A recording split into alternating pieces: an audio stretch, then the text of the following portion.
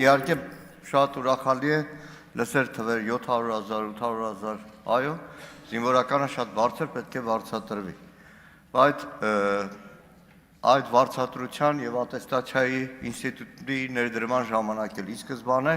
այն բոլոր մեր մտահոգությունները, որ կային, ստեղծվելիք հավասարությունները չեն փարատվել դեռ ավելի են խորանում, որովհետև զինված ուժերում ստեղծում է լրիվ, շարունակելով Տիգրան Աբրահամյանի խոսքը, լրիվ անհավասար պայմաններ։ Հիմա դիցուք այսօրվա քննարկում ազգային ժողովում լսող օրինակ թիկունքային ծառայության շատ զինծառայողներ, որոնց ատեստացիայի դեռ հերթը չի հասել, ստանում են շատ ավելի նվազ աշխատավարձ, քան ատեստացիացած կամ պատիվ ունեն ծրագրում։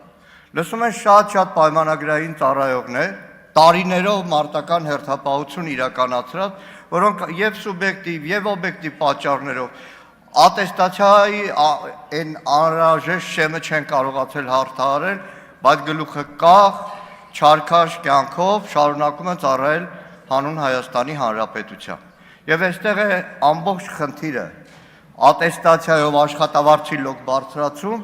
թե համատարած աշխատավարձի, բազային աշխատավարձի բարձրացում, որը հնարավորություն կտար շատ ավելի արժանապատիվ ծառայություն իրականացնել։ Իրականում, պարոն Պապիկյան, այս անհավասարությունը զինված ուժերում շատ նմանվում է, օրերս դուք նոր մոդուլային զորամաս էիք բացել, աչքովս ընկավ շարք կազմած բարձրաստիճան զինվորականների բատինկաները։